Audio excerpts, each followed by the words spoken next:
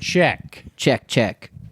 Check it, yeah. Check it. Yes. Shake that ting. Because we are the Aqua Team.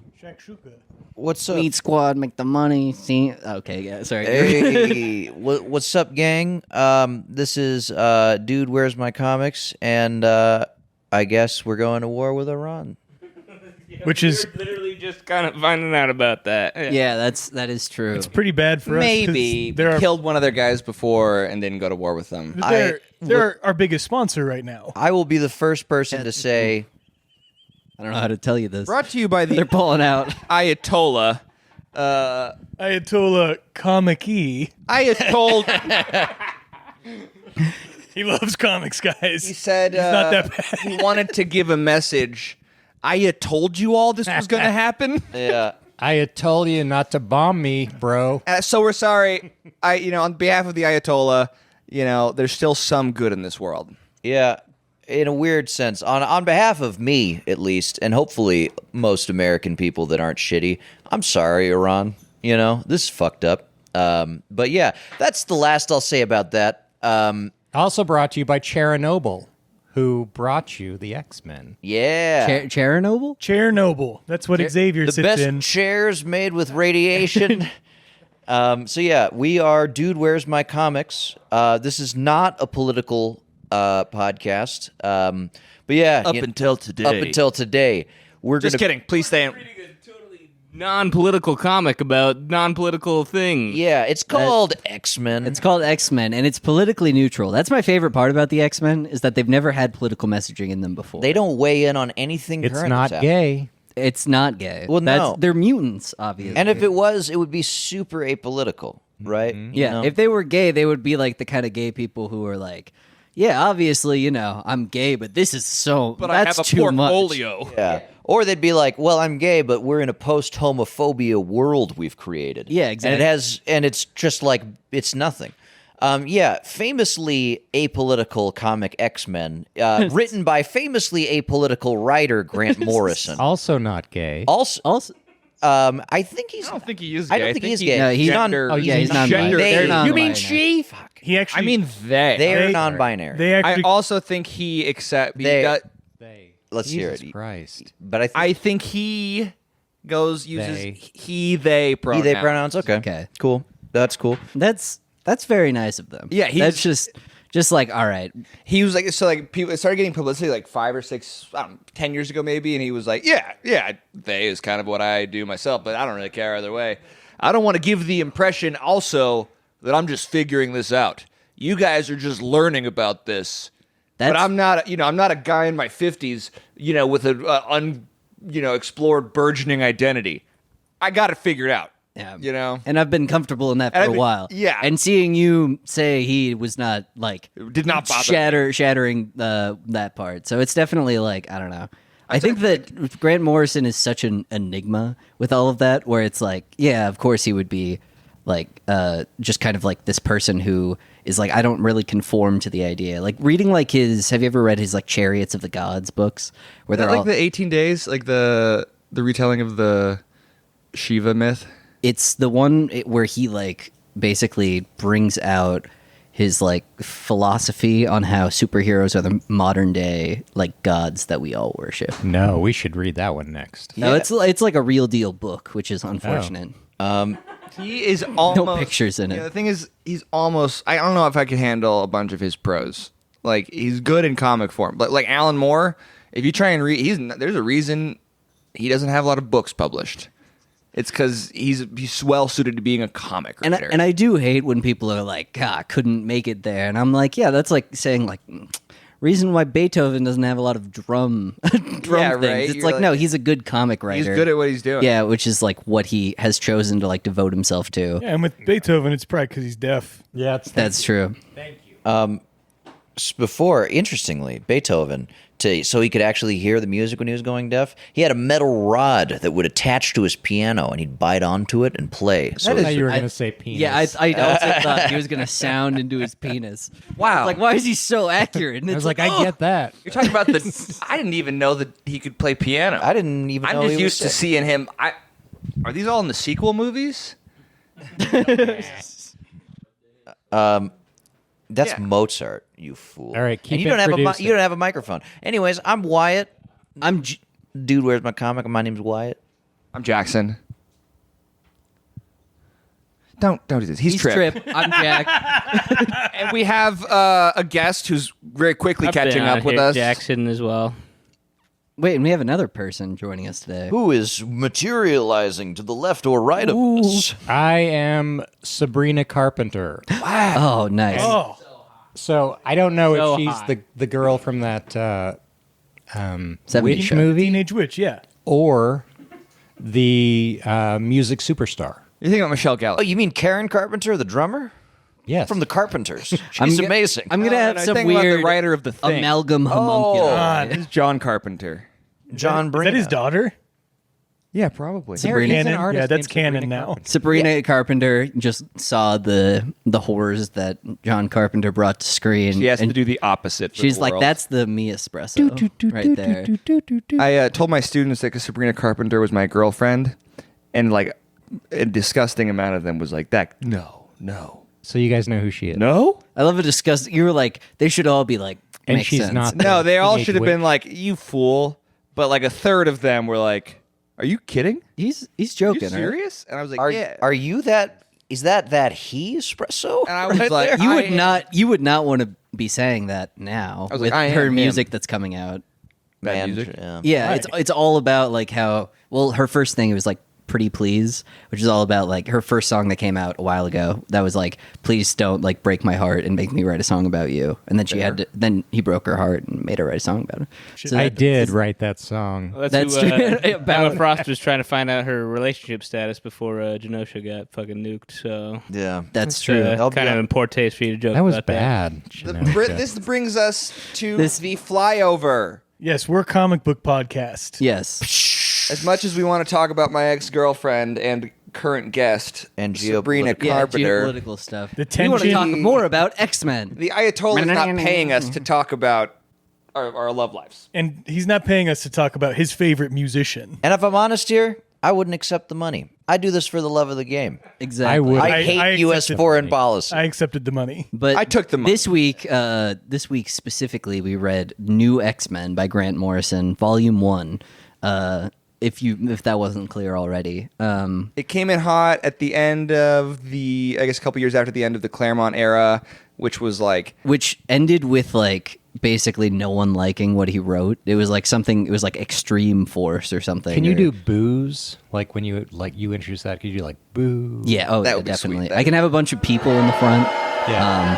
Like holding like, stuff. Yeah, like just mad, but it's Crow. like, yeah, it's sort of like a Mystery Science Theater 3000, where they're all like, it's like they're all watching us review this comic, but it came after that, and the big thing was a push from Marvel to be like, all right, we went back to Claremont trying to revitalize the X-Men in like the early 2000s, like late 90s, trying to be like, what makes these guys relevant, and then Grant Morrison came in being like, okay, the X-Men movie just came out, and that was massively popular and really showed that these characters have a lot of like staying power and cultural significance.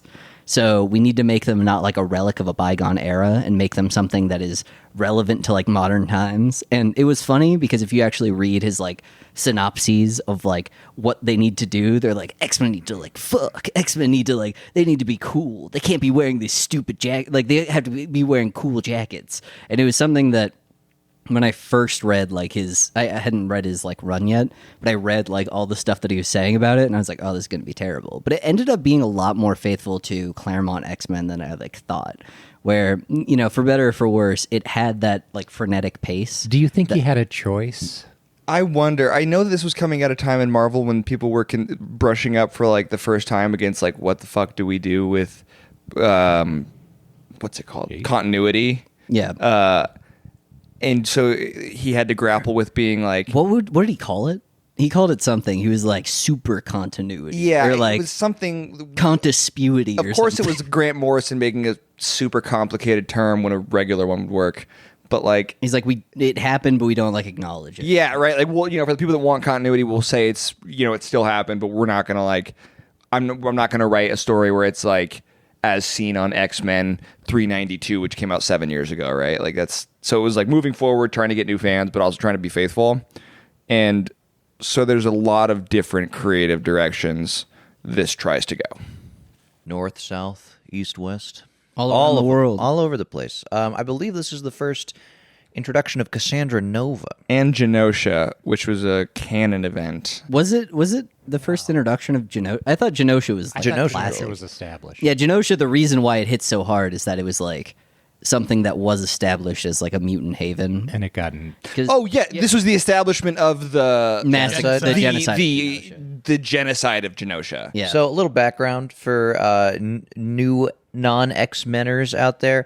Genosha is like it's like a mutant island where the mutants basically, all joined up there, and they Like live in there. Auschwitz. It's good. It's like a reverse Auschwitz. It's well, at first it Well- was an Auschwitz. I feel like and it's then more they like an basically Albion. turned it into an anti-Auschwitz. You know, and then it went full like circle. your classic It British started with- Albion island where they live off of the coast of England in their mutant haven. I thought off the coast of. I thought it was off the coast of like Latveria or something. It is. well, that very doesn't exist, so I mean, it does.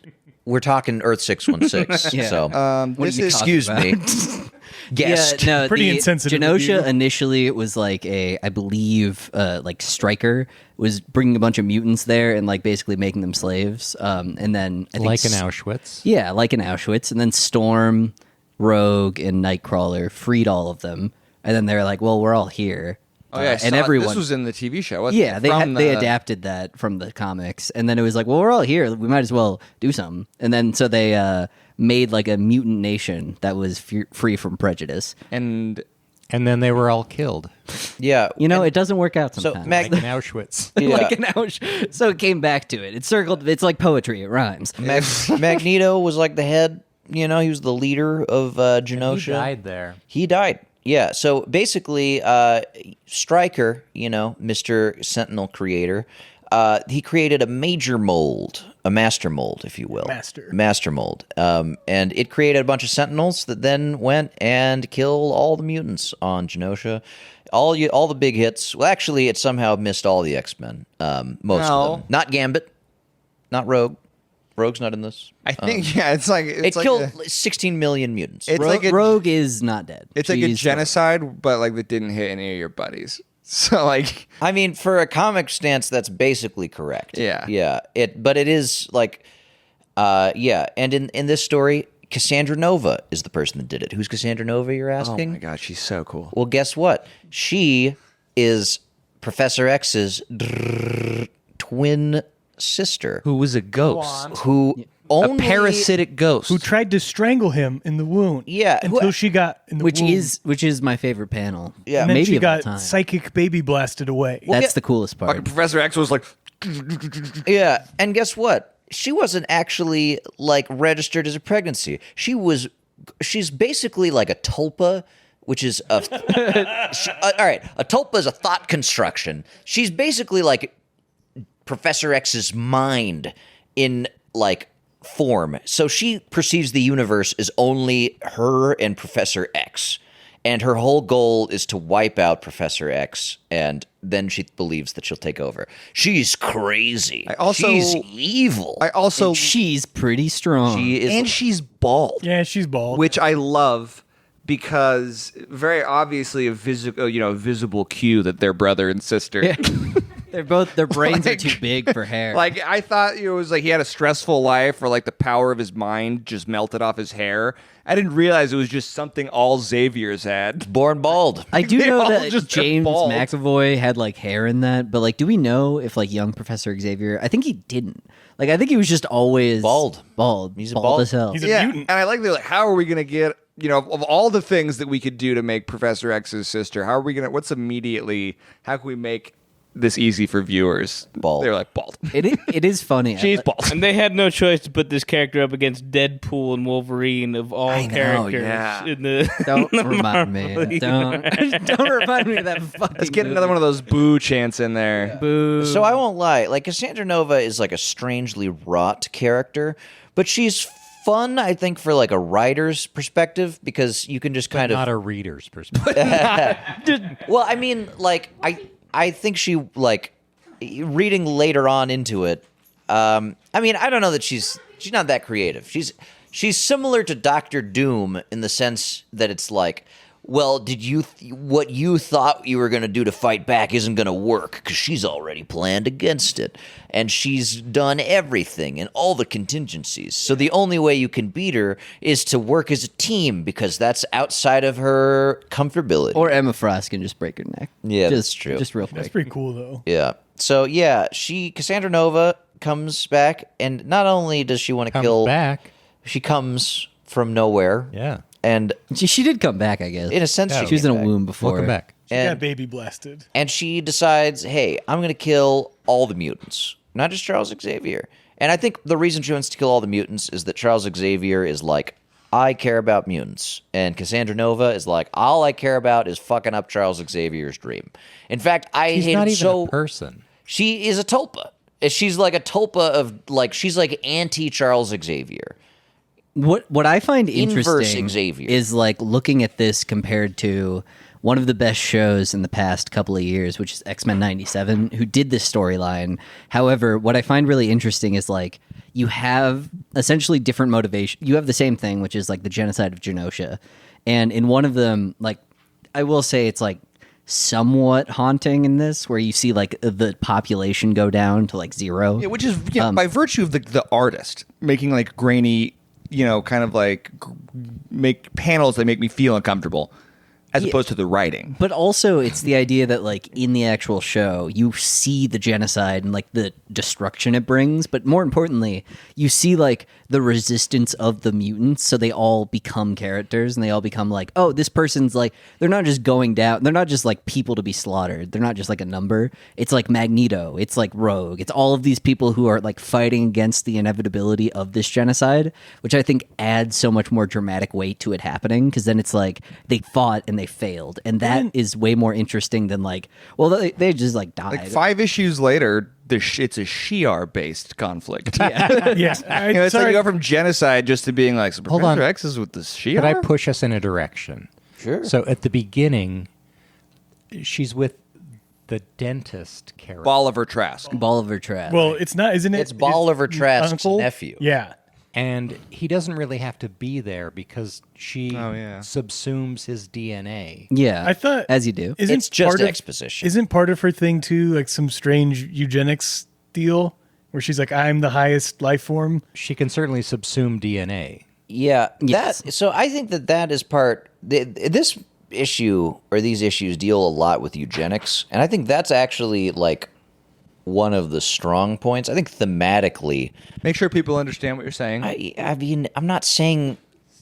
You know what I'm saying, okay? I'm not. Obviously, that's not what I'm not saying. Like, oh, she's a eugenicist and that is good. No, the point I think that this makes, and especially going later on into like the mutant, the U-men stuff. I think this he's positing an argument about transhumanism and the way that transhumanism and the desire to like control human DNA, to control the human genome, and to control human evolution. While it may sound rational and scientific, it's really just like a rebrand of eugenics. And I think that's an interesting thematic take. And I think that's a cool take with I the think X-Men. I liked Master Mold a lot. When he came, I think wouldn't it be cooler though if it was like a mother mold? he came in and was like, "Whoa, Mother mold. dude, he says that in jest. That's the next step. But why was the Shut up, dentist? that cannot be real. So you know how Master Mold makes Sentinels. What do you think Mother Mold makes? She makes master molds. You know it. It's where does she live? Mars. Well, for Mercury. orbit of the sun. Jesus. Well, that's also like just another stop to like. Oh, bro. Why was the dentist in it at all? Oh, because Exposition. Bolivar It's- Trask. It's And literally also, just he was like a relevant character to the Sentinel program. Like he was the guy who like started it, and so it's like Right. Yeah, she but not needed, the she needed dentist. his, she Oh, not needed the his dentist, yeah. DNA. So But that why the did she have Sentinels to would fly listen to her. South America with him? Because that's where master mold. yeah, but and she walk just through- eats him. if Right. you You know, if Yeah. you just eating him at his house. if you on the company dime could be flown to South America and like show off a bunch of people and a dentist, Would you not just take the trip? So her company or his? Don't worry, you're getting into the minutia of a small, It's stupid getting written plot No, point. it irritated me. I mean, That's fair. It's not She great could have writing. Like why him it said anywhere. it's just exposition for Yeah, no, but- why she gets to control the Sentinels now. Make it matter. It's- Make it important. But she There made are it. She much made it matter. larger She gets to control the problems. Sentinels now because she. But took she his could have DNA. eaten him anywhere. Fine. Yeah. You're not wrong. You're not wrong. But That- she's a villain. This is going to be really funny because it's going to be two people completely off screen arguing with each other. She's a villain, so she has to monologue. you Yeah. know? I mean, you're not wrong. But like, the problem is way bigger elsewhere. You know, the Yeah. same problem. It was the first thing that bothered me. It's the first thing. Yeah, it's a pretty early on to have something make like not that much sense. Right. Like, You know, why like are it's- you here? Yeah, you know, if you're just gonna eat it, Oliver Trask. Which is also funny coming from the guy who made like ultra continuity, where he's like, you don't have to, it's not going to matter. Like, all that matters is that you pick up this thing and you're like, damn, this is awesome. I love but you have this. to be And it's like, like know who Trask immediately is. doesn't make sense. And you're like, oh, well, okay. Do I need to read this? It's like, kind of. It doesn't really explain it, though. I don't. So we're like one issue into the 6 that we read so far. But I will say, on going back to the last thing I'll say about X-Men 97 in comparison to this, I think also making like the villain not Cassandra Nova was like pretty important. Like making it Bastion and being like, this person has a grudge against mutants in general. Yeah. And the fact that Genosha stood up as like this bastion of mutant independence and like was like sort of like a beacon of hope for the entire like everybody was something that like he wanted to snuff out. So it Yeah. wasn't just like, clear I motivation. really hate Xavier. And it's like, well, would- this will make things cool if we kill off all Yes. the... It would make more sense as Cassandra Nova to be like a part of Xavier who would more ally with Magneto than anything else. Yeah, Yeah. What Then- wouldn't Good make call. sense is what they did. Then exterminate all mutant Yeah. life to make way for what you consider to be better mutant life. I know. If he was just like, it was in his twin. They thought they fucking killed me. I regenerated with my mind from a fetus. I'd be like, oh, all right, fucking. Yeah. Yeah. regenerated That from a makes sense. thought. Yeah, which makes no, like for us, it goes from making sense to then making no sense. Like 'Cause when it's you- she died, and then it was like, well, this I guess you know your psyche can just live without your body if you're that fucking. And also, like, when Juggernaut, like, hates Xavier, he goes to the X-Mansion and tries to kill all of the X-Men, which he cares about. He doesn't go do to, a like... genocide. Yeah, he doesn't go to, like, New Orleans and just blows up the entire place. He's like, that'll get him. He loves going to vacation. Yeah, It's he like, loves Gambit. he loves Gambit. What so what's interesting about this comic to me is I think it introduces some like story concepts and some meat to X-Men that I think is developed in a really nice way by other people. Like X-Men Meat, like 97 is a gay- great example. gay stuff. No, that's not what I mean. Oh. It's the first time Oh, they developed it. Professor Xavier's mansion is a school. Yep, right? Yep, that was cool. First time it's a school.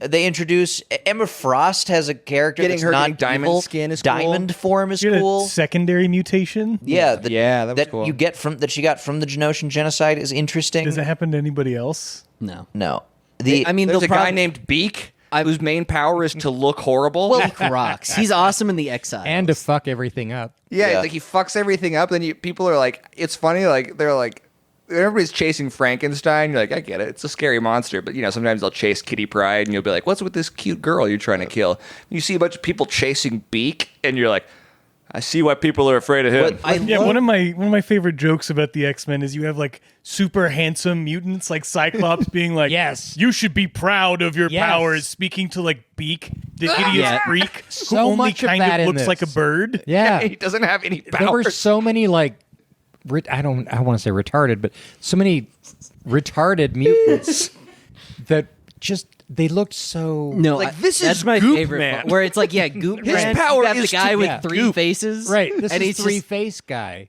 and Okay, you're like, yeah, oh yeah, you no, I would Probably Yeah. rather be like a regular human than a lot Yeah. of those people. Right, like, but what's your that's power? the whole point of it, though, That's is that like literally the point. you're right? not It's not all getting supposed to be an benefited awesome by thing. this mutation all the time. You're not gonna become the fucking Wolverine of the X-Men. You're just gonna be like a guy who has a mutation. You have like a fucked up arm. You're born with a fucked up arm. That happens in real life. and these people are born with the mutation that happens Start to calling them. them X-Men. Yeah, And- that would be kind of cool. And obviously, It'd be kind of condescending if I had like 2 normal arms and I was talking to someone who was born with a deformed arm, and I was like, "That arm's pretty cool. And you want to get him You over should be here. proud about it." And you Yeah. said, to me, my X-Man. Well, even more than that. That's what I mean. Like, my to problem, me, buddy. My problem isn't with the inclusion. It's just that, like, obviously, no one's really gonna have a problem with Cyclops because they're like Wolverine. 'Cause they look like normal, handsome hunks. guys. Yeah. Yeah, they are hunks. Talk We'll about get the into that later. hunkification, We'll right? get into that later. But it's like, it's just like so condescending for these people who are wonderful, gifted, beautiful powers to Yeah. be like, you should love your shitty, Who've been fucked given up, a gift. dumb Well, little face. what I you think is fucked funny up Birdman. is like this makes me, because like, you know, if like when writers do bad stuff, I'm always like, oh man, like fuck the writer. But this makes me like hate Xavier specifically because it makes me think that he's like mutant prejudice, and he's like putting people on the X-Men who are like, no, we want him to like, be like visually appealing. Like we don't want a bunch of uggos on the X-Men. I mean, that's what's always like struck me as like good about the Rogue character and also bad about her is that she does have a power that is extremely detrimental to her life. But again, she's so conventionally attractive in all of her portrayals that it doesn't make it anywhere like where you're like, okay, well, I can't sympathize. I would say that was like what Claremont did best. Was that he always had dudes like Nightcrawler taking Leech. front stage, or Leech was on there, and you'd have these, like German carnival freaks who look like devils. Could I push us in another direction again? Do it, Go yeah. ahead, do it. The Sentinels are discovered in South America, The big guy, and they're Master lame. They're Bates. like flying toasters. Master Molds. Oh yeah, they're like weird. Yeah, they're terrible. yeah, They're And like then- Alabama Sentinels. Right? Yeah, that'd be a good band. Yeah. inbred Sentinels. They're just like And then they just wipe out Genosha. These Yeah, flying that- toasters, Well, like fly to Genosha. It's not the flying toasters. They send in a big guy. Which is, I mean, the thing that is But stupid in- about it is you're like, wait, aren't all of the mutants here? Like, I thought these guys were supposed to be pretty strong. Well, that to me like kind of makes sense because the Sentinels were kind of just like trying to build themselves, and then Cassandra Nova took Bolivar Trask's nephew's DNA so she could command the Sentinels. You're saying make this makes sense to you? it makes This more part sense than other things. This made fine sense. She had to take the DNA to command the Sentinels to build the Sentinel that went to Genosha to kill the mutants. Okay. I mean, you can do Yeah. that, but like it does make sense in the story. I'm wasn't not just saying like it's that like when you're no. not expecting to be hit with like a fucking nuclear bomb of energy, you're not gonna, project your psychic field, Well, For a unless, place that's not far from Israel, they have no Iron Dome. unless you're least- somebody like Emma Frost who's like second mutation, I turn into diamond and I can't be fucking melted by this shit. I'm just saying, keep your do we Most guard of up. know- these people wait, are do going we to get know- fucking melted by giant fucking lasers. Because they just kind of like showed like X-Men a are big attacked all guy. the time. They just showed like a big alien essentially going over, and then Where they did he come from? yeah. X-Men Well, aren't Genosha. well, it was South like America. yeah. Well, I guess No, you they're put not. no, they're not. The right. X-Men are literally not in charge Whatever. of Genosha. If you make a Genosha and you're like, hey, we're a bunch of persecuted people, and somebody was like, hey, should we put up some defenses? That's the first thing I would think to do. I think it's pretty clear in the comic that Genosha didn't just give up. I think the point is that Sentinels are fucking powerful. It probably wasn't shown well. I wouldn't disagree with that. Also, but like Sentinels throughout all of X-Men comics are like super powerful. It they really- absorb powers. Like flying toasters. I mean, The- make them more significant. and no, really, this wasn't a flying toaster. this but was the guy show with like me, three show me heads. the fact that as she's like somebody who building. literally just read like the first issue, they were shown to have evolved in like the South American jungles to become better killers Yeah. of This is a good- living beings. this They're is making the Master Mold uses whatever thing is in its area to Yeah. make new Sentinels, and right? it's evolved them into like bug-like creatures that have different powers than regular sentinels. Why would you be Right, better but it at wasn't killing? a bug-like creature that killed Genosha. I will. No, but there was a big one that was probably, Big bug. Big- like big bug. bug laser. I mean, I will steer us in a similar track, but I feel like that is just like a problem that is inherent with the X-Men, is that like you have a bunch of Omega class like mutants that hang out together. Yeah, right. So like this comic is full of all of the problems that X-Men always have, which is like, what do we do with Professor Xavier? Like, how do we get him off the in page? all have- fit. Knock him out. I have Yeah, one right. big Over. problem is they're like, yeah, the Sentinels are so good at killing mutants, but they can't stop Wolverine. Yeah, right. Like The that's dude just has like 6-inch claws coming out of his hand, And a crazy healing factor. adamantium. And a crazy healing factor. and you Let's- can't stop him. And He he's can't Canadian. fly. Yeah. Fly and blast him. yeah, No, that's really what it takes. You never played Marvel Rivals. That motherfucker can fly. Okay. What I will say is like a testament to the writing. Having kind of like the initial kill count be so low initially, where it's like, all right, 12 million people live here, and then it's like slowly but surely a couple of them die off, and then it's just off a cliff. Really shows that like there was some resistance, where Sure. it's like, all right, there were people like fighting back and almost beating a sentinel, and then they all just got wiped Also, out. to what we said earlier, most mutants are probably more like Three-Face Man Yeah. than they are like Storm. You know, they're like, I literally just have 3 heads, and people hate me for it. Also, the only X-Men that we know, except for Magneto, are fine. So it kind of shows Yeah. that it's like, oh, whoever was on there was kind of the also right. If there's a future telling mutant though, who's telling me death, death, death, I'm gonna listen. Or I'll Future take it Power into sucks. It was like literally right before it happened. It was such, She said that. I mean, I think Terrible. the issue, right, is that like Precognizance. you have to keep making these weird god level strength things to pose any like narrative threat to the X-Men. So you get like, you know, it's like, oh, Magneto, who's a guy that can control metal in the 60s. And then as he gets stronger, you're like, yeah, he could do all magnetic fields.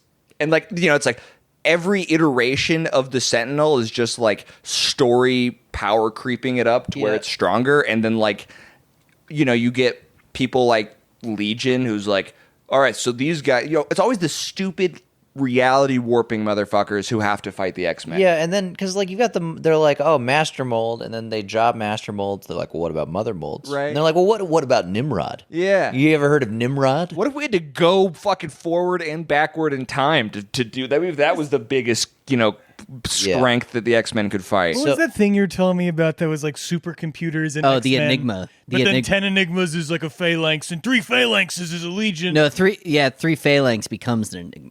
The Enigma Force is something Yeah. that can be tapped in by like super AI. And That's that's actually above- pretty. That that's- one's actually pretty cool. So and that's well. Yeah, okay. No, that- Big that one giant is cool. computer brains floating in and space. and also that's well above Nimrod too. and Oh, yeah. like Nimrod 100 is- Nimrods or something. and Nimrod has the power to like job all of Earth. And you know who survives into that dark future? Wolverine. This is a threat. It's Fucking Wolverine. Yeah, the guy with fucking claws. I know. It's like, Are you're you like kidding me? 100 years in the, like 1,000 years in the future, and it's like a couple guys. Then Wolverine's like, it's just me and you. He's got claws. Did you get bro. all his atoms though? Like, did Yeah, you right. get You're like every I'm fucking just- cell he has had. 4 electrons left. And you're like, they just Get start all- to rebuilding.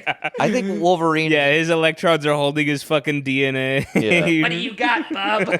I think Can you picture his DNA like claws? Yeah, they're All his little cells have claws in them too.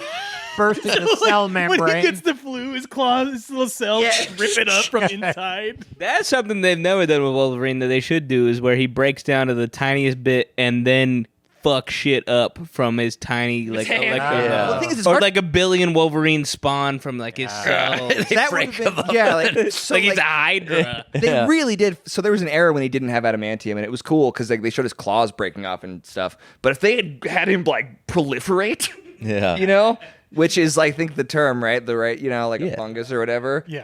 And there was just a bunch of little bubs running around. That would make him really powerful. It would be. if It he would could be just like cut his hand off and have 2 of him. yeah, like Gene. yeah.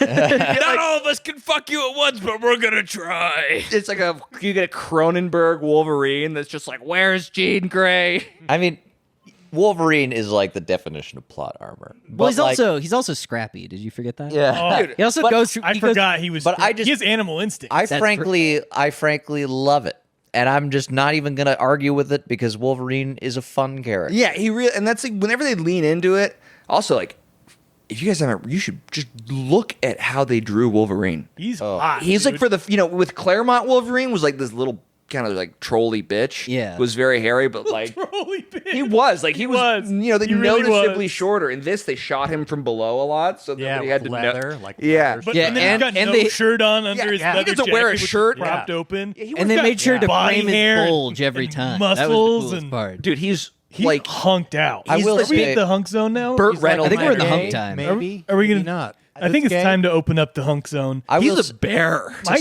favorite thing about this comic is just how fucking chatted out and hot they made all the guys. Bro, Yeah, I would say dude. that in general, this is a profoundly horny comic. The Oh way they my draw Emma God, Frost, right? Like, I mean, I know that Emma Frost is they always do that, but they really ham This it up. is this is I think where it started, right? Because like Claremont's X-Men, they're not particularly horned up. They wear normal costumes. I mean, But, you like, read the Phoenix was into part it, where they go to the BDSM club. Yeah. And oh yeah, But not only that, like there's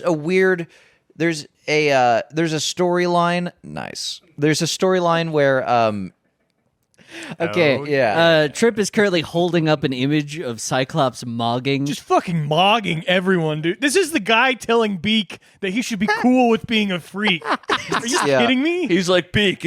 Why don't you try and be proud of your heritage? if one of the Ever tried those jaw enhancing techniques I love the idea you with your just big beak? Here, let me fucking take this. He gives him a gua sha. you just hear it clicking against his beak. Like, fucking 3 issues later, Beak is just a hunk with an Arab nose. So every single character in this is hotified. Even or horrified. That's the thing. yeah. There's no it's always like monsters. yeah, but like I will admit as well, not admit, it's just clear. This is also a pretty overtly sexual X-Men. They talk about fucking a lot, you know. Maybe even Cyclops too is- much. Cyclops is having intimacy issues. And Because then of the cursed Shadow King. yeah, goddamn Shadow King stole my She says, boners. We've all been That's a part. There's something really been funny. possessed before. That's going to be Sabrina's Carpenter her new song is going to be the Shadow King. There is something very funny about the idea where it's like having just like a problem like erectile dysfunction, but it's like due to like Sauron. It's how fucking. It's how. Turn my penis into a dinosaur penis. It's all right. He's got the Palantir there. He's like, yes, take his boner away. It's like Doctor Doom's next thing is he can. Reed Richards can lengthen every part of him except his own penis. yeah. Well, He makes it so small with Yeah, magic. what was the thing where it was like there was like some hypothetical that we did on an old podcast that shall not be named, but it was about like the making it so it's like you can, if you had like direct eye contact with somebody, they couldn't get hard ever. And so it's like you could basically just like curse somebody and then you would just break into their room and ruin their Oh, life. yeah, this is good. You could do it through TV. As Yeah, well. yeah, you could Those do it big- through TV, and so Yeah. you would just be like FaceTime calling them. No, you need to do that every single day. And you then say they- this podcast had a lot of success? Is that? it was probably the most successful thing of all time. I'm just They- kidding. they had a It's- bad it's- It was breakup. probably the Simpsons of its time. They had a bad really breakup funny. with the co-host Joe Rogan. Yeah. yeah. You may have heard of it. It's called "Call Her Daddy."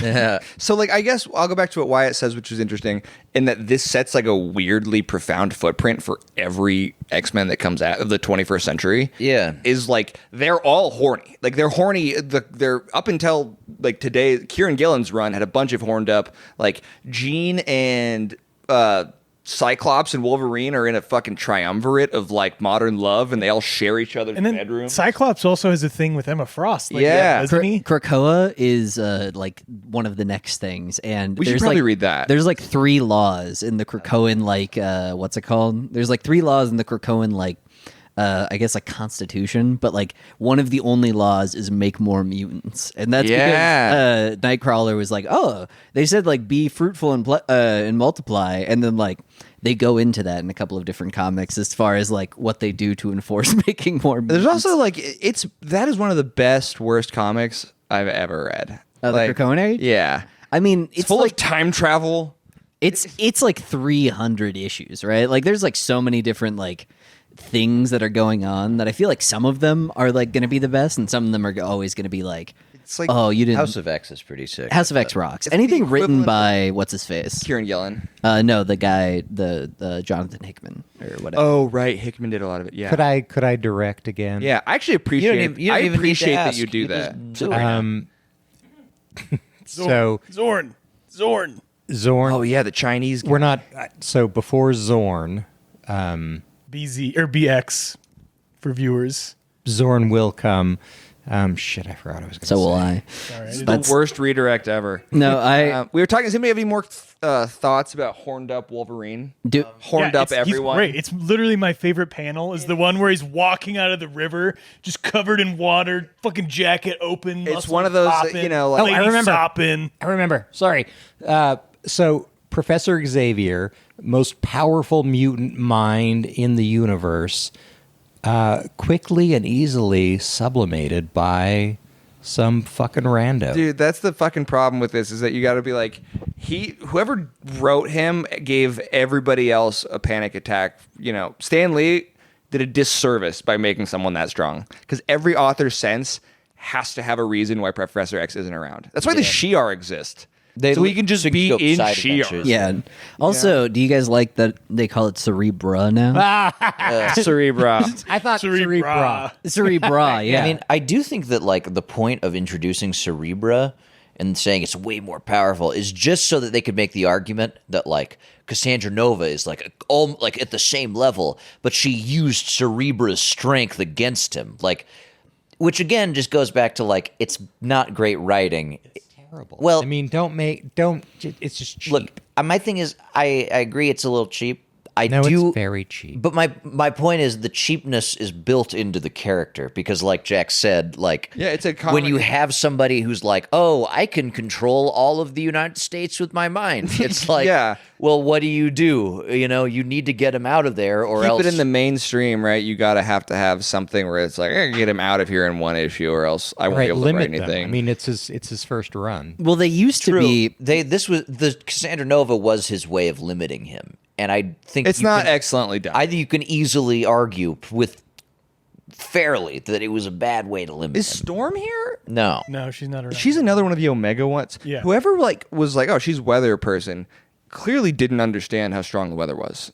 Like didn't. They've eventually, she's like cosmic now. She like Yeah. all of her solo series are just her like fucking around like in space, like Yeah. killing gods and It's stuff. because if she's on Earth, that's a fucking. You can maybe this will be a real. That's the problem with like modern comics is that like they all have to be off planet now. That's why the Avengers is like Spider-Man's cousin and Hawkman, because everybody else. You know, it's like if you have Thor on the Avengers now, it's like, all right, we got to make something big to give that a challenge. Well, also the other problem is that when you see, like, I remember Secret Empire came out. That was the one where Captain America was a Nazi, and like they had to basically make it so they like blocked off all of outer space from coming in and helping out. Yeah. because they were like, oh, like you've made like the comics universe, like you can travel. It's like I don't know, like a 20-minute drive to like get from like the outer solar system to Earth. So like you Yeah. have to really make it something where it's like not only can no one else come in, but like you can like no one else on Earth like can deal with this. It's very interesting. My favorite, like, silly Captain America line, there's one where he disagrees with Stark and the Illuminati. So, like, Stark is like, we have to take his powers away from him. So they steal his super soldier powers, and he instantly becomes, like, 90 years old. And then, he, like, because he's still, like, a soldier with, like, great charisma, he becomes the head of S.H.I.E.L.D. And then he just basically becomes the head of, like, the super CIA and is just using all of his, like, military acumen to take out Stark. Which is funny because it makes me think like, are we wasting you just running around like being a guy on the ground who just punches? That's what's funny is reading it. You're like, maybe he should be head of S.H.I.E.L.D. He shouldn't be just the first man on the floor. He should be the guy in the chair. Also, like you shouldn't be like getting shot at. Like if he's like this important to like strategic intervention, like yeah, he should probably be in a safer place than like on the ground with a big old shield. There's Yeah, with just a piece of metal with the between him and imminent death. There's just like this one panel of like the scene from after he. So like there's the issue that ends with him getting his power stripped, and then the end of the next issue is him like sitting in the chair with his like outfit on, and he's super old, and he's got like an earpiece on, looking at like 50 monitors. You got to think that It's like, kind of sick, right? But That like, sounds pretty sweet. it's sweet until you think about it, and you're like, oh, what Yeah. are we? That's comics. It's like It really is. What we've been addressing is my least favorite thing about comic books right now. the worst. Is that the scope or the Scale. the scale always has to increase, because they just beat this guy, so we need to introduce another guy who's more powerful. And this guy's so powerful, they need to get a new team member who's more powerful. Yeah, the power creep. Now we have to go beyond Magneto into floating space brains. Is that not just all of media? Comics are just uniquely positioned I as hate things that. that go on forever. I hate that in everything. Would Moby Yeah. Dick not have to fight a larger and whiter whale? They in expanded the universe of Moby Dick, maybe more, but And well, maybe also it's Captain Ahab that fights Moby Dick. No, he would fight a different. No, he'd team No, up he'd like team up. Terminator, obviously. Exactly what I said. Yeah, Moby Dick okay. 2 is that the They take down Moby Dick. Yeah, It's no, Moby Dick, but on Dune, and he has to kill a spice worm with a harpoon. And he's got like only a limited amount of time because he has water, and he's like, oh man, I'm on the desert. Okay. And then like at the very end, he like stands up on his. I mean, this is a discussion you're going to have every time you bring up any comic. You know, Yeah. It's just like Not Invincible. This sucks. Invincible handles this fairly well, Well, though. that's because it's Any an Marvel- independent Marvel comic. DC comic, Yeah, yeah. Marvel DC universe based shit. Well, you can also And like it has like a make- finite end. If you have series that run indefinitely, this is something that's always going to happen. I think it only happens when you have series that run indefinitely and you also make the scope the entire world. Where like Yeah. the Yeah. big thing is right now, if you have like a self-contained story about a character, you can always have intimate moments of like, what is that character's limit? How can we push it? How can we like challenge them individually? But when you have an ensemble cast like that, you need yeah. to it's make it. it's like a complaint you can have about any piece of media because it obviously extends to stuff that's beyond comics. Like, I mean, manga Wick. is comics, but it's fucking, you know, it's fucking. Why can I not think of it? Who's talking right fucking now? Is this- Goku? This- Goddamn, it's Goku. Yeah, Goku's Dragon talking. Ball. Dragon Z. Ball, yeah, Dragon Ball. Why the fuck could I not think of Dragon Ball?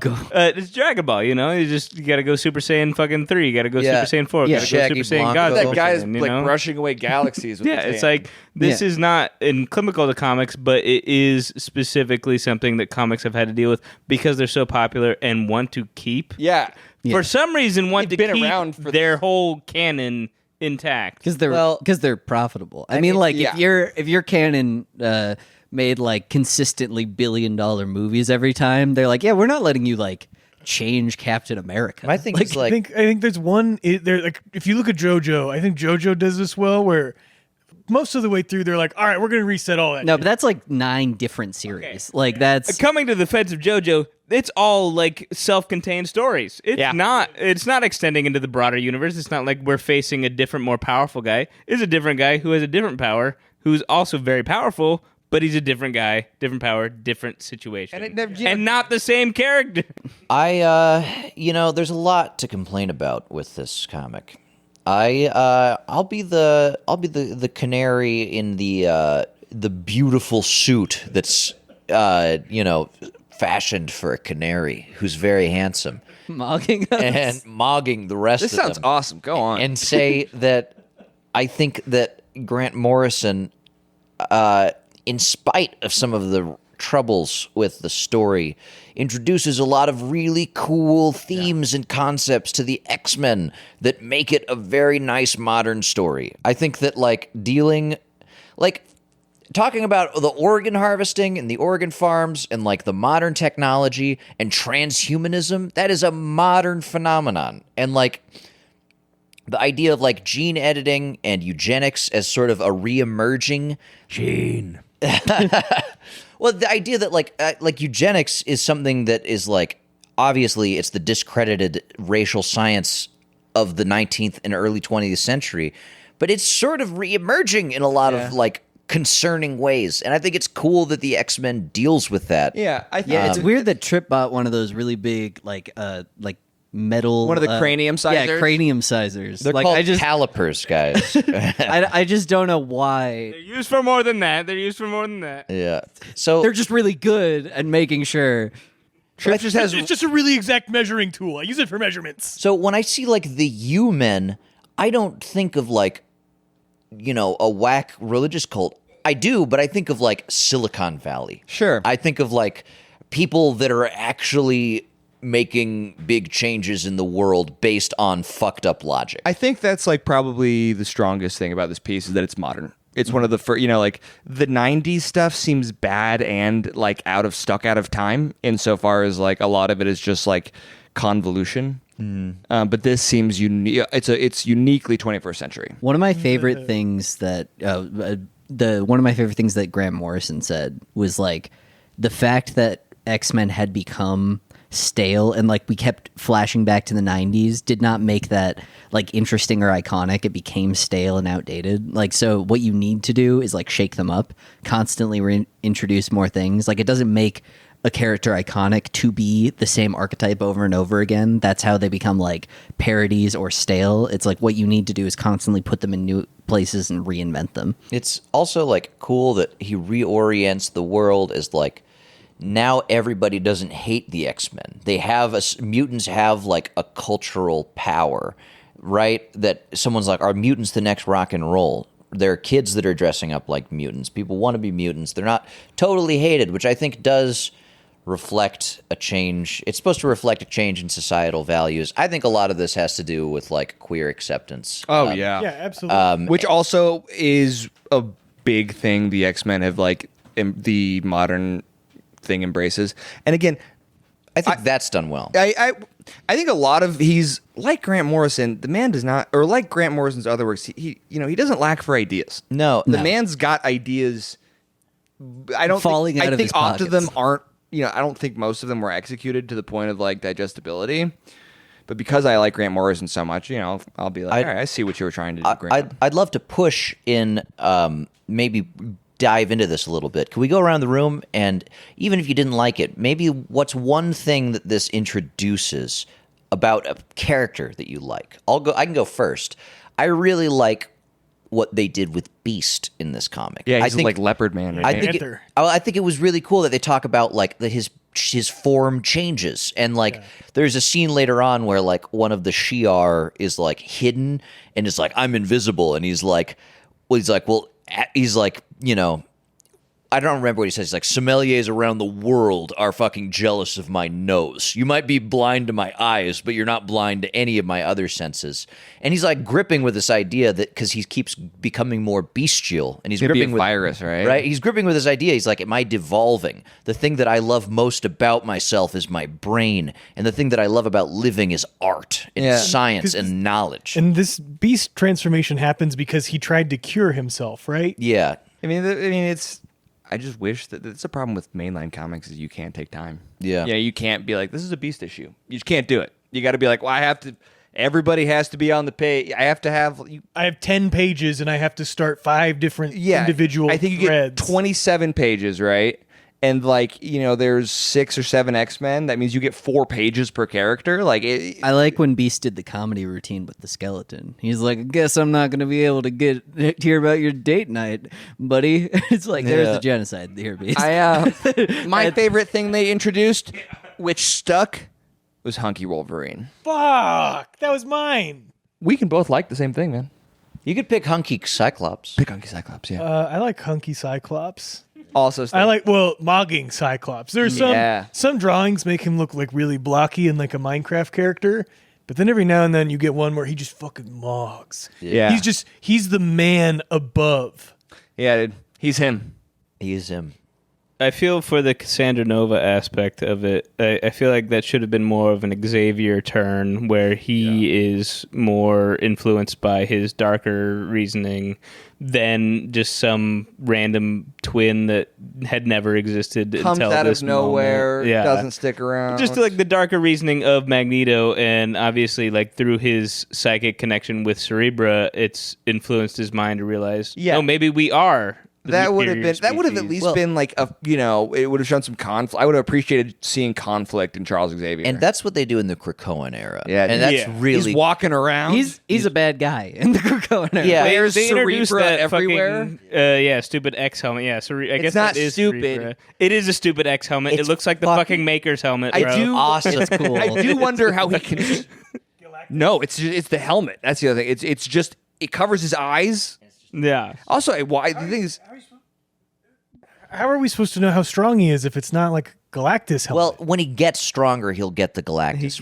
He's currently That's in a pretty place. obvious. he hasn't earned the fucking prongs yet. I mean, you Not saw a Celestial yet. He's got a helmet on, so he's pretty strong. Nimrod has Yeah, no. that's right. It starts with He's the helmet. stronger than most. It's just a No, Nimrod doesn't, It's but just the it's a Enigma has character the arc Galactus. that you could have taken Xavier down that would have been way more interesting than a new villain, even, Yeah, you know, yeah. just like introducing like a character that has been such a hero this whole time and taking them down a darker path to where certain things make more sense and certain decisions that are made in the series make more sense, you know. Sure. I also love how like hog wild Cassandra Nova is. The fact that like they get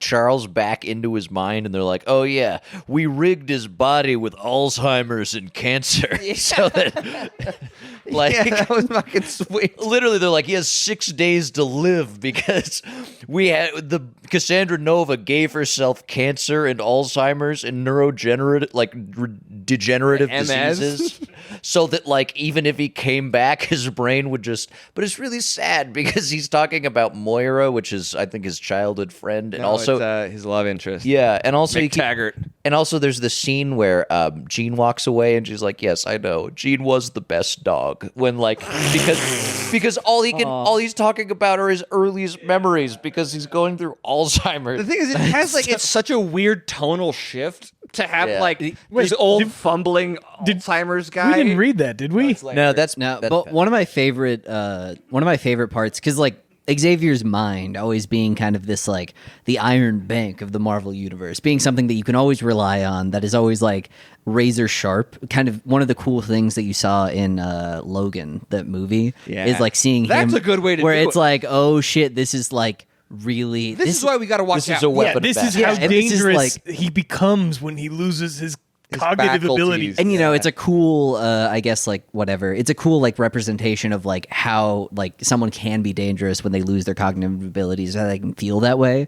But like having actually like like this guy slowly but surely like succumbing to like Alzheimer's, like you have to keep him away. You have to keep him locked up And it's- behind 10 locks and keys. It's a good writing, you know, use, but it makes the obvious like superhero metaphor fall apart in a sense because it's like this is not, you know, people who have different skin tones than you don't. This is no longer civil rights, Yeah, neurodivergence, it's queer about liberation. superheroes. Yeah. These people are actually very dangerous. Well, also, I mean, These like, people are actually incredibly, you know, in a and I weird do- way, human. this now becomes an argument for like why the state needs to have superpowers to control. and that's shit. always been my thing with the X-Men is like when you get down to it, like they're always a representation of like a persecuted class like in like society right now, or it's like LGBT people, African Americans, like there's always just this concept the of- other, right? Yeah, it's like the other. And so, but like the big thing about the other in real life is that's like another human being. Like that is another human being that you just don't understand, and so you fear them. Whereas like the guy who could the walking nuke, there's like legitimate fear to be had. Is there a guy who with sneezed the East Coast away? yeah, Yeah, you're like, right. oh yeah, like you know, I see why we're afraid of it. I'm not like, you know, I'm not a mutantist or whatever, but like if there is a guy, if just randomly a guy can like pop out of the woodwork and be like, I can just sneeze atomic bombs, it's like, yeah, maybe we should Fuck, like all right, yeah, you know. figure this out.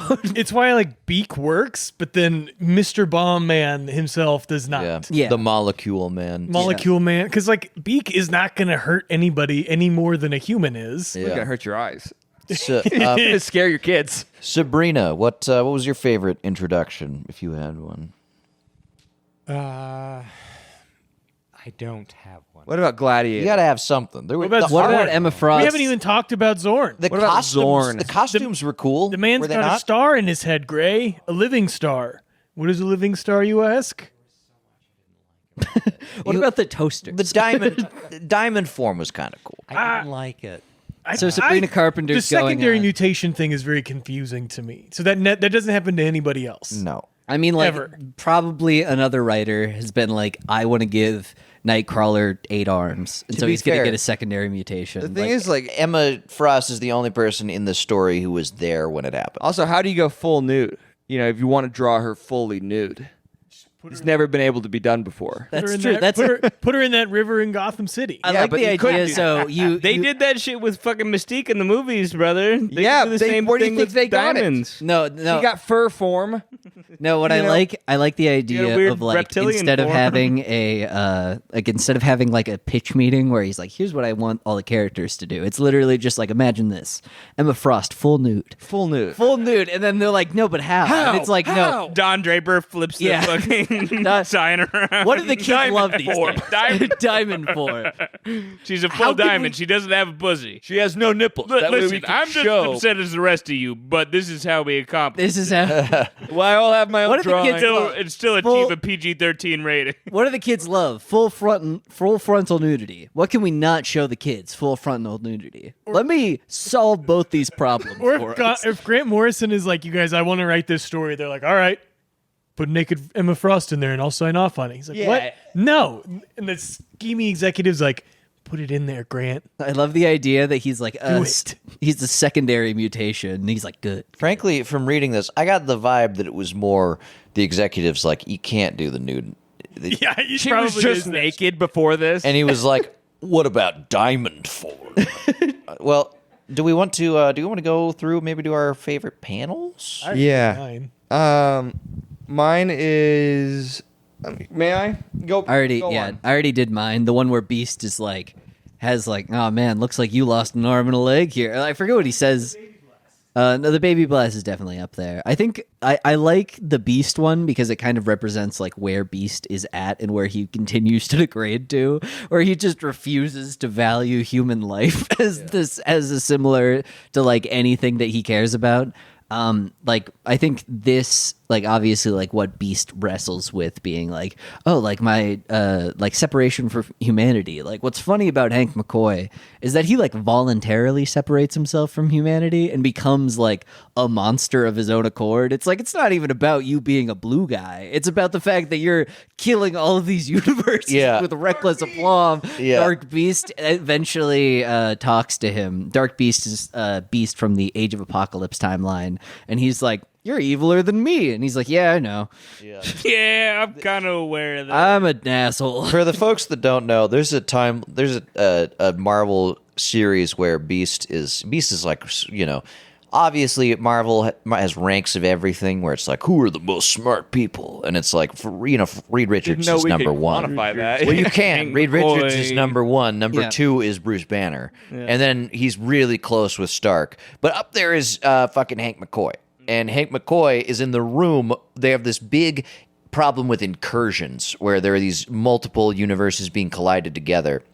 And they come up with this idea where they're like, well, if we delete other universes, we could save our own. And everybody's gripping with like the morality of this. And Hank McCoy is just like, fucking delete. He's doing a delete fest to the point where like other morally gray superheroes are like, you are a monster. Doesn't Dr. Sinister show up and he's like, No. Hank McCoy, you're kind of fucked up. No, dude. the Watcher also comes down. Yeah. He's like, The I've seen what the you've done, arbiter Hank of good McCoy, and evil is like- and you disgust Not me. only the arbiter, not just the arbiter of good and evil, the guy whose whole thing is like, I don't interfere no matter Yeah. what. And then- I watch everything that's been and I don't interfere. My I favorite- felt the need to come down and say, Like he- my God, Hank McCoy. He said nothing about the Catholic Church, right? And then he sees Beast, and he's like, "I can't wait." What I love about that panel too is you see Beast like on the follow up after he leaves, and he looks like he just like said something really mean to a buddy of his like the previous night. He's like, yeah, I probably shouldn't have done that. And he's like has that same kind of like solace or like sadness about like literally deleting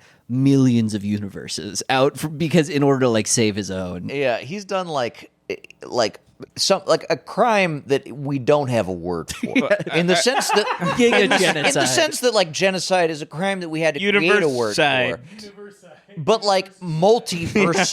Yeah, Because he didn't just multiverse. kill a There we go. You universe. know, Yeah. the Greeks really had it right. You just end any word with It's whatever you side. want. Yeah. And it is funny because like they do eventually they find out a way where like they give Captain America the Infinity Gauntlet and he just kind of like pushes the worlds away, like he pushes the universe away. He's like, all right, you bought us like 3 years on that one. It's like you could have just done that. You could have just pushed him away from So you each guys other. have it. God forbid he double the food. Yeah. Yeah. to save all those lives. I'll say my favorite panel is I think it's the start of 117. It's just you see Beak not flying through the woods. He's just running with the worst side of the bird mutation, where instead of Angel, who gets the wings and to fly but remains human-looking, he does not have the ability to fly but looks like a bird. Yeah.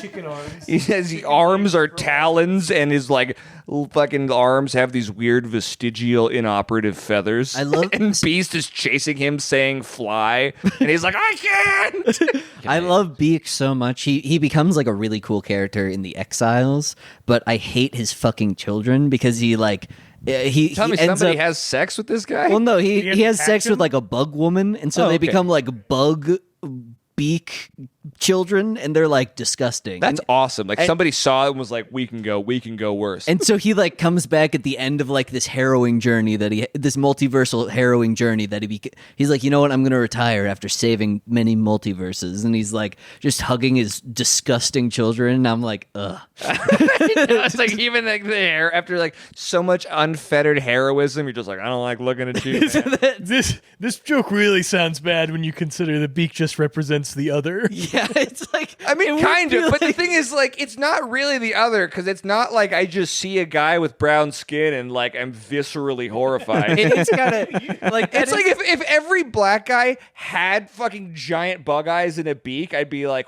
whoa, it is. You're funny, the though, same 'cause- species. yeah, like, it is- you're a human. It is funny though, because I'm just imagining me like saying all of that, but about like a Puerto Rican guy, and I'm like, even after he saved our town, ugh. Yeah, he married one of those lizard He's people. still He ugly married a as fuck. Hispanic. My I mean, let me do mine because mine's gonna be real short. I just was immediately impressed upon how this comic was going to be. Immediately upon opening it, you see mogging fucking Wolverine, and the next panel over is Scott being like, "You don't have to do that anymore, Wolverine." And I'm like, "Okay, don't have you to don't have to mog mog that hard. them. You don't have to mog on the Sentinel anymore. You And- already saved Ugly John." And he doesn't stop either. It's like you think that, you know, it's like maybe this is a new step forward. You don't have to do this. And then like every issue after Wolverine, like he tries to stab Mog. the ghost of Cassandra Xavier, Mogging. and he's just like, "Oh, come here, I'll show you what I do," and she just shrugs it off. Yeah. After she psychic blasts all the flesh off of his arm. Yeah, and then but he still goes back. He's a punching machine. That's all he does. Is Well, punch. he's scrappy.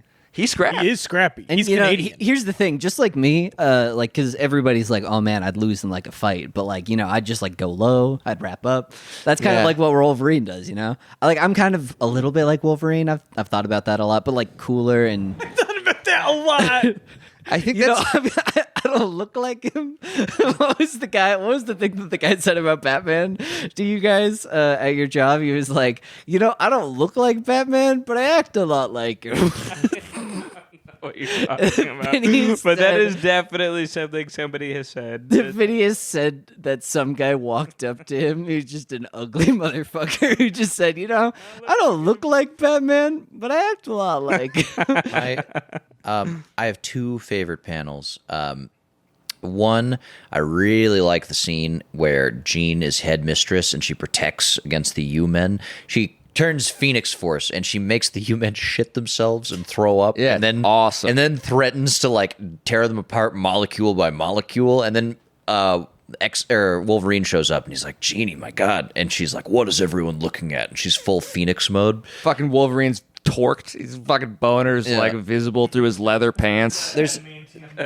There's another one where like Wolverine. there's another one where the Shi'ar are going to destroy all mutants, and one of them is like, "We have orders to ensure that your sterilization is carried out with dignity." He's basically saying like, it's good that you're fighting back, Beast, because it's like a dignified death. And after he says that, Wolverine jumps in from the top and just says, "Much obliged," and he Yeah. kills the guy that says that. Shit's sweet. It's pretty. My secondary pick was when Wolverine's fighting the U-Men, and there's like the Cronenberg like horrible like long centipede woman, and like Yeah. the bunch of like gross zombies, and Wolverine's just in a tuxedo slicing them up. And Yeah. I remember seeing that and being like, all right, Yeah. you nailed it with this one. Yeah, I think this comic. I think Wolverine was probably the best executed. Wolverine and Beast were very He's solid. Wolverine's somehow hot and ugly. Like every character is simultaneously hot and ugly. Yeah, I guess I am a lot like Wolverine then.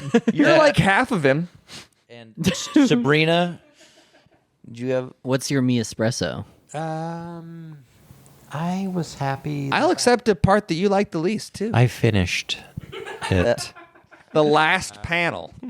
I didn't love most of it, and the part that I did like, I hated. Okay, well, what was that? What about the part with the brain? All right, the best part was when Professor Xavier exited Cerebra nude. That was Yeah, pretty that was good. pretty Oh, dope. yeah. That was awesome. Yeah. Steps And he's a naked. hunk. Yeah. Dude, look at him. Dude, He's hunked hanging. up. Yeah. One of my favorite He things really is. later on is when he's on the Shi'ar planet being controlled by Cassandra Nova. No, that was before this. I know. Wait, that was before that? Yeah, this is the fucking last scene. Yeah, that was pretty dope. Yeah. That was cool. But like before that, Cassandra Nova is just holding him in like suspended animation and goo, and he's just like a nude guy who's floating around. Yeah, he's fully realized here. He's like, I'm hanging. Yeah, I'm it's hanging awesome. down. Yeah. And also like all of his everybody's facial features in this are just pinched more to the center. Yeah. This is the promo art. I don't know. We'll see if we can get Well, the podcast that's guy. what you have to imagine you'd be as a psychic, is like not embarrassed of your own nude body. Oh, yeah. You're just like, I know what you all think. I'm not I don't give a psychic. fuck. I'm that way now. That would make Sabrina me is infinitely nude, and I am coming. that would make me infinitely more embarrassed. Like Everybody if I knew. could read everyone's mind, like the idea that because there's something about the anonymity of they're seeing my nude body. They but could be into it. They're probably thinking this rocks. They're probably thinking this is the coolest thing they've ever You seen. had definitive proof they hated it. Like it's like if you just have like the critics' consensus about your body, the fact it's a that 4 out of 10. That's what he was doing when she invaded his mind. That's she said Cassandra. He always tries not to read people's minds while he's nude, and then Cassandra Nova injected all of the times that he was nude, and he's like they hated it, and then he put up the gun to his head, and he's like, That's why then he's he's like, gonna I'm shoot gonna himself. do it. He's like, no, wait. We should do an OnlyFans. All right. Yeah, I like what that. do we? You, Sabrina Carpenter, doing an OnlyFans? I'd subscribe. Yeah. I will. Did we do ratings? Let's do it. Ratings? All right. Yeah, I have an okay one. If this is a senior paper, I give this a 69, 68. Like 69. a lot of it, you got to have more than good ideas to you have to have execution, right? You can't just throw everything at the wall and hope it sticks. Even if there's parts that could be an A, most of it's weighed down by its muck. This is a freshman paper. I give it a 73. Just because I want to encourage yeah. the parts that I like. There's a lot of creative risk taking that Grant Morrison did that I really like, and obviously other people iterated better on. But it's just so poorly idealized or realized that I can't give it anything. I give it a low C for that. I usually I'm picking a philosopher to pair. I'm picking a saying because I know that we got a lot of haters in this room. So I'm gonna hit y'all with the Arabic saying, "He who has not tasted grapes says sour." Because that's the vibe I'm getting from all this That's you were criticism. going Allah Akbar. Okay, so Alternatively phrased, the one who can't reach the grapes says sour. So it feels like Because we're not comic writers. So we don't get it. Is what you're trying to say? you guys. Wyatt's over there. Wyatt's got a handful of grapes, and all of us are just looking at him. I'm As just the saying. smart guy in the room. I'm just saying, you guys are all quibbling about the sourness of grapes, while over here, I'm just pounding them. There's a lot in this comic that's fun. There is so good, it's retards. Stop saying that, please. That's not cool to say. She's from a different era. I'm from the 70s. No, Karen can say it. Sabrina can't, and you're Sabrina. Yeah, That's that I Viet think Espresso. I think that the grapes. No, I'm Karen. I think the grapes are tasty. I think this is a very well drawn comic. I think the art I absolutely love. it's fun. I think it expands a lot of things that the X-Men do. I think it brings the X-Men into the 21st century. I think if you want to dive into some of the philosophical message that he's making about the human, I think it's kind of compelling. And yeah, I stand it. I stand what you're saying, man. I don't necessarily agree, but I think it's a very valid take. I have a perspective from an outsider who is not familiar with X-Men comics. This was very confusing. They drop us in the middle.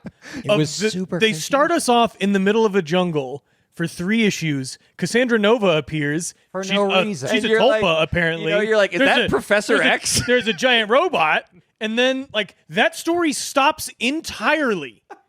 And then we cut to Zorn, who, what the fuck is going on didn't with talk Zorn? about He has a Zorn living at all. star in his head, but what does that mean? Right. It is so Then we heal. cut back to Professor Cassandra X in Professor X's body, going to space as Beast and Beak almost kill each other in the basement. And I'm supposed to put together some sort of coherent narrative from that. I know, and there's not. wait, It's like I pick out a bunch of rappers from the was the trash backyard, can wasn't and it? try and guess what dinner was. And it's not Sounds even like Trip has never had grapes. I haven't sour. had grapes. pretty sour. Says sour. From reading these, like the 6 issues we talked about reading, it was very confusing. There were a lot of things that I liked. I liked the U-Men. I liked the creepy, gross people. Those probably the I liked Domino with the laser.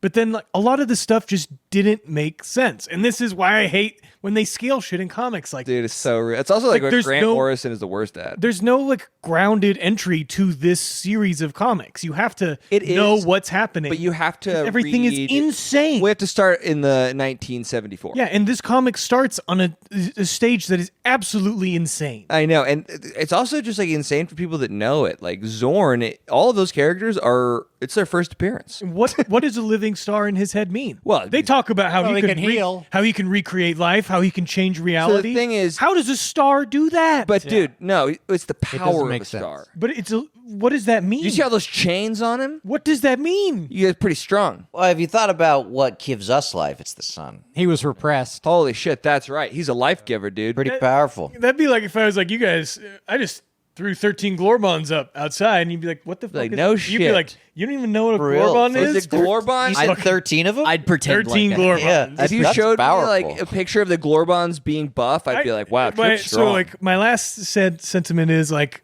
I'm here for the hunksmen. I think it's great. I think like the horniness being amped up actually gives them like the characters some interesting dynamic between them. Romantic tension is important for a lot of stories. It helps us like differentiate characters' relationships. I think Beast is really well developed in this section. But outside of like a couple of those small things, this is very strange and absolutely a terrible place to start. Yeah, Do not start here. As someone who is similarly unfamiliar with X-Men and generally comics, to be fair, I agree with Chip's sentiment, but it's also something I've learned from reading any comics that I have read, is that you just kind of roll with the fucking punches. True. You just, like, there's shit that I'm like, wait, why do they know each other? Why are they interacting with each other in this way? I don't have to know that. I don't got to know that about their character. It's something that probably did actually take place and was relevant to their character like 20 years ago. And now it's just something that they know about each other. And I don't have to know that. And it's something that like you struggle with a lot of like books and stuff you read. You're like, oh, sometimes you're like, oh, maybe this is like has a wider universe that I should know about before reading this.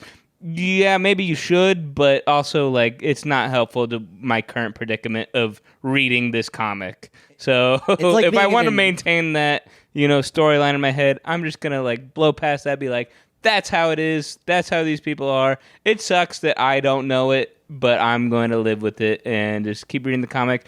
And even then, it still struggles with the mix of just like stuff I don't know, understand why this is happening, who these people are, what's going on, and new stuff. and Back the, then, it was new, like and a the lot new of- stuff for everybody else who is familiar with Yeah. the stuff that's already gone before, Like it's a whole conglomeration of things that makes New X-Men just a terrible place to start for an X-Men series. But if you're a fan of the X-Men and you You want to see it done will, differently, there's yeah. some cool stuff. You will take something out of it if you're not a fan of the X-Men, or if you are a fan of the X-Men tangentially, but just don't know everything about them.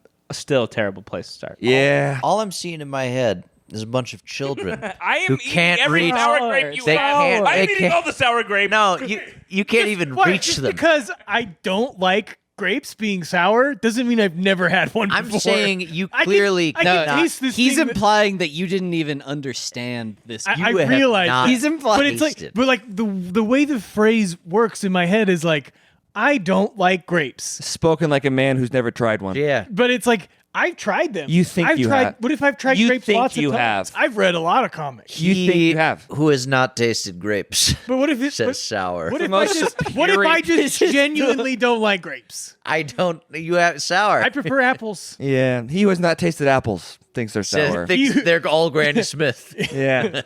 This is like giving an orangutan a gun. Like Yeah. you having this saying, Spray. just being able to like I spray. could just destroy any opinion. It's not true at all. It doesn't make sense. Trip, you've been destroyed. Just, it's Even okay. within the context of the metaphor, I can just not like grapes. Trip, you think that's how it I is. have already portrayed myself as the Chad Arabic philosopher. You're right, and I'm- you as I'm the the virgin, soy Western as philosopher. the soy This fucking child. loser isn't even eating cheese and bread with this fucking grapes. No, this not- fucking dumbass right? is eating sour grapes straight off the He vine. can't Yeah. even reach the grapes. No, Yeah. you. Not me. You. I know grapes aren't sour. Why? They're You're eating the There's- sour one. No, they're sweet. in all fairness, Wyatt did say that first. Why is the guy that you're You're coming up eating the with, unripe grapes, and you're just like, wow, this is so good, guys. Oh, so You're like that guy. Wyatt. oh, not sour at all. Buffalo. I like atomic wings. These ones are really good. I prefer them. Oh, He's like sweating profusely, big bullets of sweat. I from love his the brow. atomic warhead. It's such a good candy. You guys probably, Not sour at all. you guys probably aren't able to understand it. He's like drooling uncontrollably from his mouth with how sour it is. You can't even reach the candy. It's so good. But like I want to say that there are good things about it. I don't like to just like levy criticism without appreciating the merits of something. So I just thought, maybe I should start with grapes that are a little bit sweeter. I just kept And worked my picturing way you into in the my sour head as a grapes. child. You should just have like, a can't sugar- reach the grapes. Have you had a sugar cube? I think that's probably something You you'd might like that. Wait, no. probably- What's the ground equivalent? What's the lowest? Dirt. You probably eat some dirt. You might. Sweet dirt or sweet grass? There is sweet. You could have sweetgrass. Yeah. Could have sweet grass. Sabrina, Braid it. what say you? It was the lowest kind of romantic bullshit that you get on like television. It's like, it like it was just all kinds of terrible reveals, like, oh, it's my twin sister. Oh, Amnesia. yes, thank you, amnesia. Yes, Professor X can walk now. It made me so angry. Yeah. It's heavily reliant on tropes. Wait, when does he walk? At the end. At the end. After Yeah, he walks out of Cerebra. Like, oh, I can walk now. I mean, yeah, it's but in the same. That's also X-Men. X-Men has always been heavily soap operaed. Can't reach the I know, but I knew we were going to go I back to the hate sour it. grape thing. Can't reach I it. hate the relationship. Like, oh, Scott, you're not getting along with your wife, right?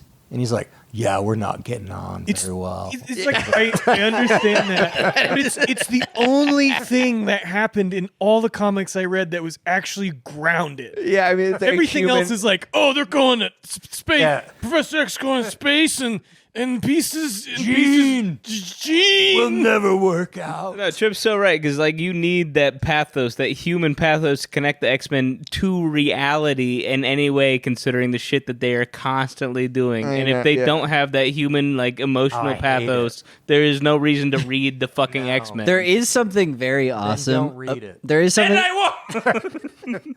Same. Check it out. This is you guys. I complimented it. There is something. Up above us, that's the grapevine. Look at we're growing grapes. I love them. Can't even reach the grapes. There is some. All right, it's Jack's turn to review the comic. I really liked it. I thought it was really good. I Hell think. I think. I over- like that you're giving your on it. You're coming in. I You're love that you love it.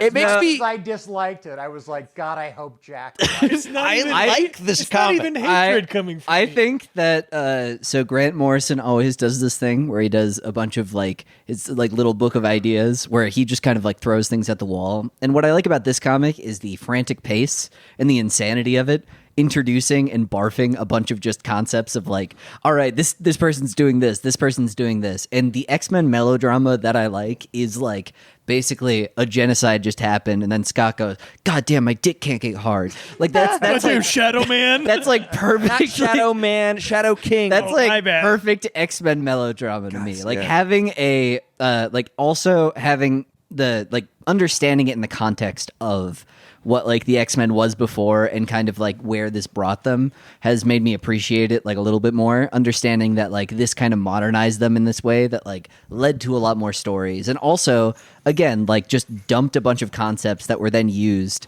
for several other stories down the road. I think that like looking back on this, I think like it's nostalgic for me because this is something where like I've seen so many of the like story threads for this payoff.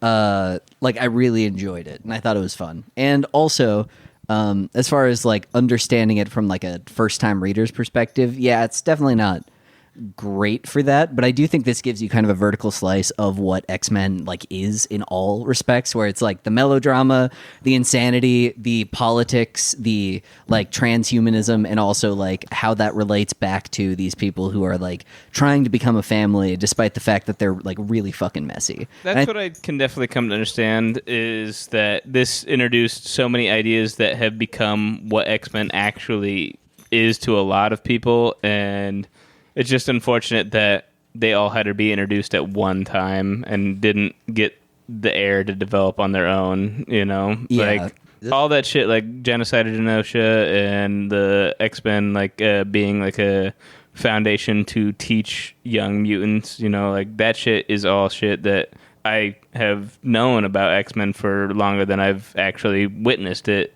you know, in media consumption. And because they're all introduced nearly at the exact same time, it just makes it so hard to, you know, understand as a story. But again, like you said, the ideas work so well in their own like breathing room and given the proper context. And what I love about Quick poll: who's had grapes in this room? Shut the fuck. Put your hand down, Put your hand down, Trip. Put your hand We down. know you haven't. I would like to apologize for cutting across your camera and letting my dogs run rampant in here. No, that's great. That's Let's do a again rating. one of the only things that people have commented is they want to see more of the dogs. So that's perfect. Don's power is that yeah. he's a little more anxious than other dogs. That's his do a mutation. rating. Yeah, my rating's the I'd probably say like a 4 out of 6 for the actual story. It's 2/3. 2 out of 3. yes, no, I enjoyed it. I think that overall, scale. if you are trying to like, you know, read a first X-Men thing, I'm not sure this is the perfect thing for you. I think starting with Chris Claremont gives you more perspective, but then like coming into this, I think it's very fun because then you also get to see all these.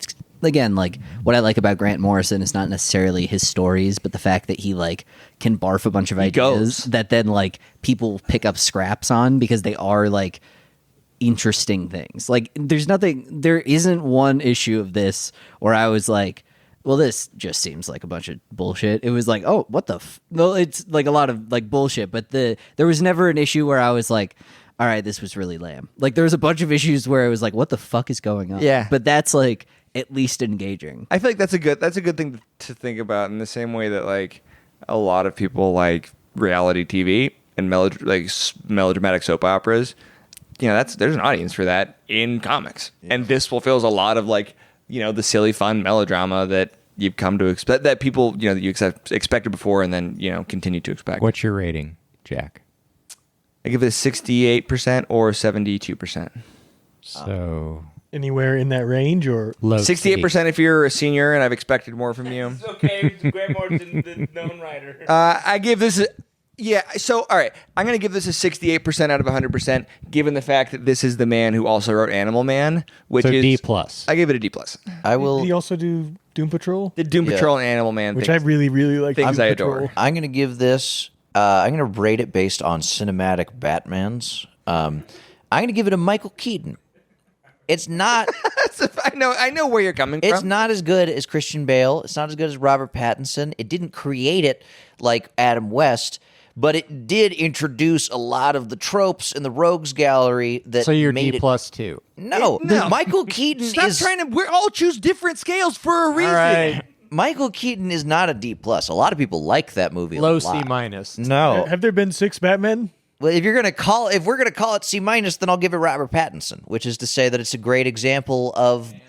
We shouldn't make Robert, I think- our insane rating system even harder to I comprehend. think Robert Pattinson might be pretty good for what you're describing as well, bringing Batman into a modern era. Yeah, I'll give skinny. I'll give it Robert Pattinson. It's modernized a lot of the Rogues Gallery. It's turned a lot of characters that might have felt a little more dated, even though it doesn't fit perfectly because Christian Bale was super modern. But but for the purpose of this, And it sets up stuff like the Penguin, which doesn't necessarily fully pay off in its own movie, but But rather becomes needs to something great. gestate. And like into- it's not the Christian Bale's Batman is like hyper futuristic with his technology, and Yeah. Robert Pattinson's feels a little bit more grounded. True. Yep. yeah, and So, he's yeah. fucking fat in that movie. He has holographic contacts. Yeah, the other Batman has a sonic radar device that allows him to look at everything in the city Wait, of Gotham. It allows. Jack, are you wearing the? sense. I mean, that's how bats work. He uses every cell phone in Gotham. He's able to. look at pictures of every single inch of the entire city. you can do and that. that's more grounded than holographic lenses. Echolocation. Echolocation trip. What's even wilder is in that same movie, he takes the remains of a bullet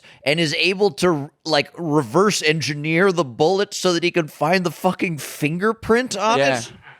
That was Yeah, that was wild. They can actually do that. That's like No, they cannot. What is your even scale trip? My even scale? Well, this is a Likert it's scale. a Likert. It's a Likert. It's a So Likert scale. I in do terms not- of real scales, which would you know? how many stones would Dragon scale, scale mail. Just make sure it's divisible by 2. So I don't know that I can rate this accurately. I don't have. Every rating's accurate. Trip. Yeah, it's more about like how They're all you felt subjective. about it. Like- If you hated it, you Well, hated it. I didn't hate it. I just there were some things that Did you not I see- can't based on it in its entirety in which I read. I do not think I can rate it any higher than a 3 out of 6 because there was so much confusing, dumb shit happening. Dude, Trip is doing a tremendous thing right now. He's being objective and saying he doesn't have the framework. He's for which actually to being judge quite it. kind to it because Yeah. I think I'm trying overall, to be very fair. coming because, from, like, a- there are a lot of things that are done well. There are a lot of things that are new, and I don't want to overly criticize the things that are like stupid about this 3 out of comic. 5 or 3 out of 6? 3 out of 6. So it's okay. I wouldn't start here. It's fair. It's also like There are good things about it, and there are bad things, and neither one really seems to outweigh the other in my mind. All right, Jackson. Especially as somebody who did not read even all of what you guys read, I we're can't jealous speak of to a full rating on the entire series as a whole. But from what I read, I think it has a lot of issues with describing what it's even trying to discuss. give it a noise. Yeah. If you can't rate it, just give us a. I mean, I would probably on the Likert scale that Trip used, I would give it a 3 out of 6 as well.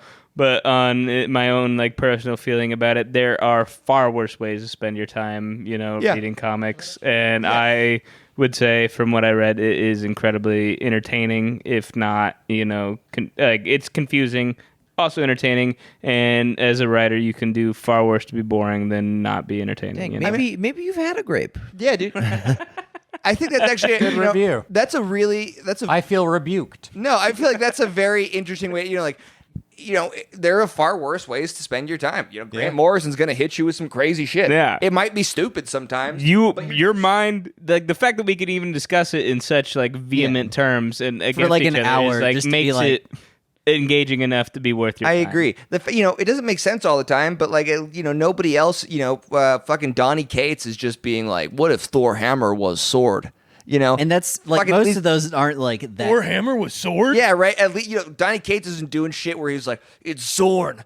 chained down in the basement of a Chinese prison with a living star inside his head. You Okay, know? What I find- that part I didn't understand. What I The find fact- interesting It didn't make about sense. Donny a living Cates star? versus this is I don't think Donny Cates would ever make the toaster Sentinels. He would never make. It's like what I like about Grant Morrison is he goes like weird in a way that a lot of other writers goes aren't weird. willing to go. And it's like again, like seeing the confines of where the X-Men was before. It's like you wouldn't get the weird revival shit on Krakoa without like having a guy come in and kind of break the doors open on weirdness in the X-Men. And that's why I think Doom Patrol worked a little bit better for Morrison because like he could just do whatever he wanted. Nobody cares if you mess up the continuity of Doom Yes. Patrol. Yeah. I feel like he was constrained. So it feels editorial really constraints constrained Seem to be in this I mean, because he was stuck with the narrative that had been left by whoever was writing before. Like he could kill the idiots on the island, and yeah, like but he can't kill Krakoa- any of the cool characters. Right. He can't. Yeah. He can't kill Yeah. anybody that we're gonna make an action figure. He of. can't really hurt Yeah, canon. Wolverine. That's the thing Yeah. about like Animal Man too. He was like, "Do you guys care if I get weird with Animal Man?" And they were like, "Who?" Like who? Yeah, And he was like, "All right, I'm getting weird." With I'm it." in. And I'm in there. Check this out, guys. What do you mean by that? No, I'm gonna in put the comp. myself. I'm gonna in put there. in myself the in last it. issue. Yeah. It's all going to be a monologue of me while Animal Man fights the villain of the week in the background. And somehow it'll be amazing. I will say, just I've spent most of this review section mocking other reviews. I mean to say mogging? Other reviews. Both. I would just like to throw out there. I that think it's been hard for you to put your 2 cents in because your mouth has been so full of grapes. I've just been. How do they taste? Sours. So sweet. Oh, so good. Very, very sweet. The fact that anyone would call these sour. No, but what I would like to get at is like I think every review here has been pretty valid. I'm not trying to say that this is not without many faults. Fucking liberals. It's full. No, Nina Carpenter. yeah, it's full of faults. It's pretty messy. I like it in spite of its mess. Yeah, and I think like when you say valid review, I hear thoughtful perspective. Yeah, I don't mean to say I'm not saying that there's a review that would be invalid. What I'm saying is I agree with a lot of what has been said, and there's not anything that I'm hearing from y'all where I'm like, well, that's out of pocket. It sounds right? well considered. You're not some guy that's like, well, it didn't really have Magneto in it. I like Magneto a lot, so I give it 4. Wait, no. Now that you said that, Where's where's Magneto? where I need him. Where'd We're Magneto? going down to a 2 out of 6. Yeah. I forgot Magneto wasn't in it. Yeah. Dude, I mean, I feel like They didn't even have Nightcrawler. He's the coolest one. X-Men He has- He has, 97 he has swords. pick was liked this and was the biggest problem is that we didn't have fucking beefed up Magneto. Hot Magneto in X-Men 97.